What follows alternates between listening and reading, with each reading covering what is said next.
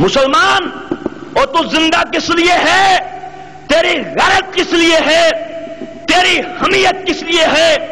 آج یہ گندگی اسلام کے نام سے چھپ رہی ہے۔ سنیے مسلمانوں، یہ مرزا مردود کی کتاب ہے روحانی خزائن جلد 17۔ اس کتاب کے اندر مرزا لعین نے میرے کریم آقا کے بارے میں اتنی بڑی بکواس کی ہے، اتنی بڑی کمینگی بکی ہے میرے نبی کے گنبد حضرہ کے بارے میں، جس کے بارے میں تمام مسلمانوں کو عقیدہ ہے۔ جس جگہ پہ ہمارے کریم آقا آرام فرما ہے وہ جگہ جنت ہے، اور میرے کریم آقا کی واضح حدیث مبارکہ موجود ہے۔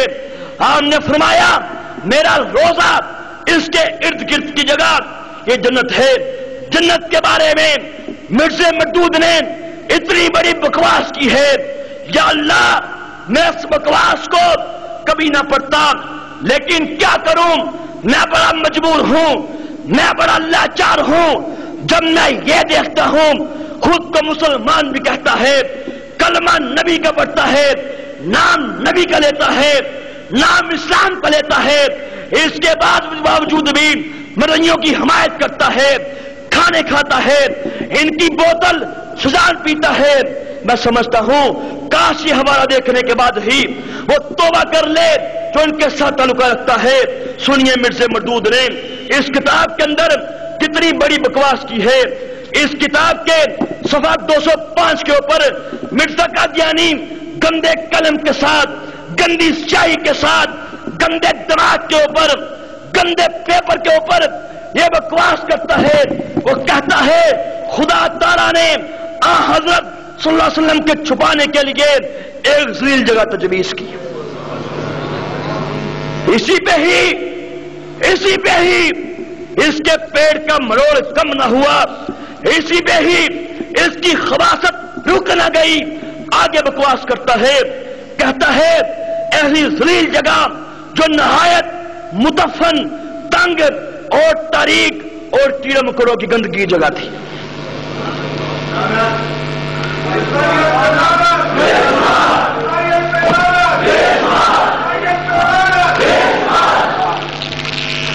اللہ کے نبی عیسیٰ علیہ السلام کے بارے میں یاد رکھیے، اسلام کے اندر کسی ایک نبی کی توہین کرنا بھی یہ بھی کفر ہے۔ جو شخص کسی نبی کی توہین کرتا ہے اسلام سے اس کا ناطہ ٹوٹ جاتا ہے، وہ گستاخ رسول کی سب میں جا کے کھڑا ہو جاتا ہے۔ یہ کتاب ہے روحانی خزائن جلد 11۔ اس کتاب کے صفحہ 290 کے اوپر مرزا قادیانی یہ بکواس کرتا ہے، وہ کہتا ہے عیسیٰ علیہ السلام کی 3 دادیاں اور نانیاں زناکار تھیں، اس سے آپ پیدا ہوئے۔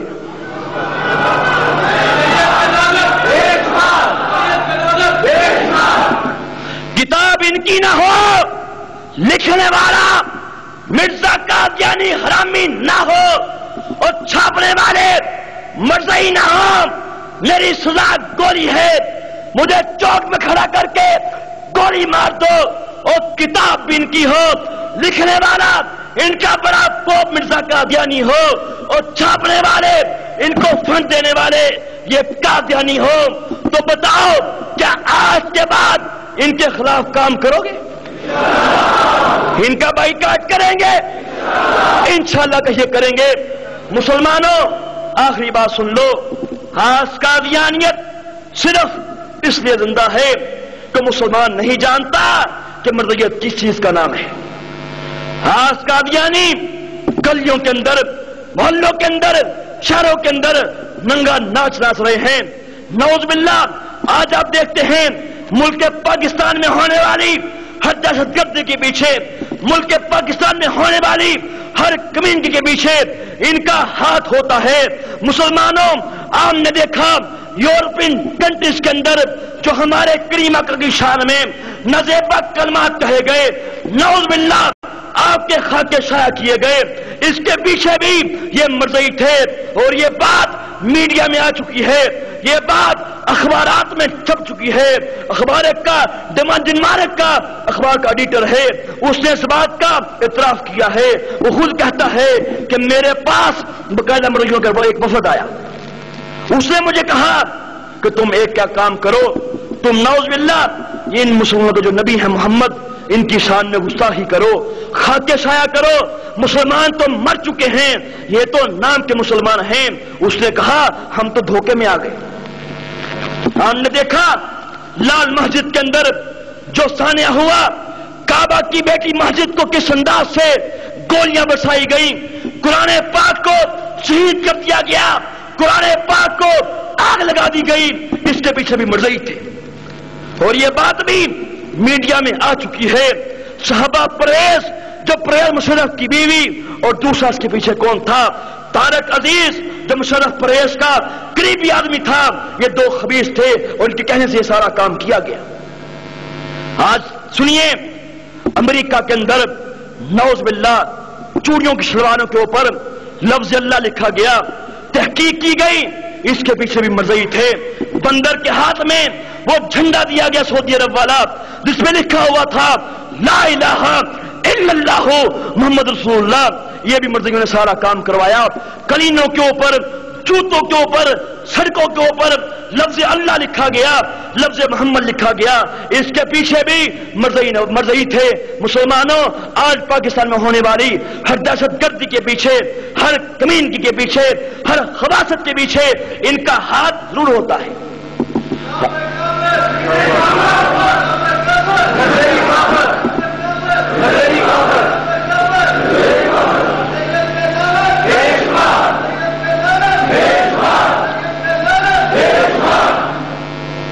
آج آپ دیکھتے ہیں کہ ملک پاکستان کے اندر آپ کسی مرضی کے کتے کو مارتے ہیں, آپ کو چیخ کی آواز اسرائیل سے آتی ہے, آپ کو چیخ کی آواز امریکہ سے آتی ہے, آپ کو چیخ کی آواز انگلینڈ سے آتی ہے. اس بات کی کیا وجہ ہے؟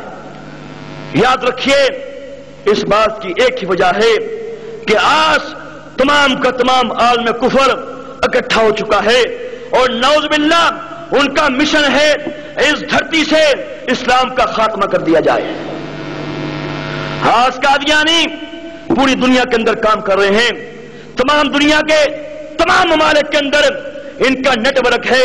حتیٰ کہ اسرائیل کے اندر جہاں مسلمان کا داخلہ منع ہے, مسلمان اسرائیل میں نہیں جا سکتا, یہ مرضی وہاں پہ بھی جاتے ہیں. ان کا باقاعدہ حیفا کے مقام پہ ان کا بہت بڑا مرکز ہے, اسرائیل کی فوج کے اندر ان کا سینٹر ہے. مسلمانوں, آپ نے دیکھا جب اسلام کے عظیم بیٹے, جب اسلام کے عظیم سپوت, اسلام کے عظیم کارکن, عظیم آدمی, عظیم انسان شاہ فیصل شہید رحمۃ اللہ علیہ کو یہودیوں نے اور مرضیوں نے مل کے شہید کر دیا, اور جس روز تمام مسلمانوں کے ہاں صفحے ماتم بچھی ہوئی تھی, جس روز ہر مسلمان کا دل غموں سے چور چور تھا, ہر مسلمان کی آنکھ پرنم تھی, ایسے حالات میں قادیان کے اندر بھی, ایسے حالات میں اسرائیل کے اندر بھی, امریکہ کے اندر بھی, اور ابوا کے اندر بھی باقاعدہ مٹھائیاں کھائی جا رہی تھیں, شیطانی ناچ ناچے جا رہے تھے.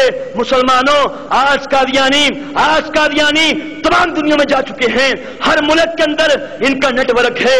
صرف پاکستان کے اندر ان کے کم از کم 26 کے قریب ان کے رسائل ہیں. اور سنیے, الفضل جو ان کا اخبار ہے وہ ڈیلی ہے, وہ روزنامہ ہے, اور الفضل کی پیشانی کے اوپر لکھا ہوتا ہے سیدنا و امامنا حضرت مرزا غلام احمد قادیانی علیہ الصلوۃ والسلام.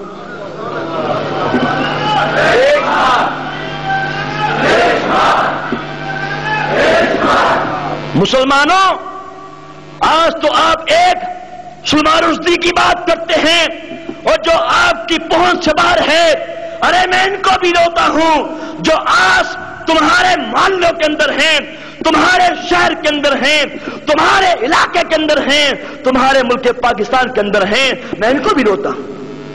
یاد رکھیے, سپریم کورٹ پاکستان کا یہ فیصلہ ہے کہ ہر قادیانی اپنے عقائد کے اعتبار سے, اپنی کالی کرتوتوں کے اعتبار سے سلمان رشدی ہے. یہ کس کا فیصلہ ہے؟ سپریم کورٹ پاکستان کا یہ فیصلہ ہے، مسلمانوں قادیانی پاکستان کے بہت بڑے غدار ہیں،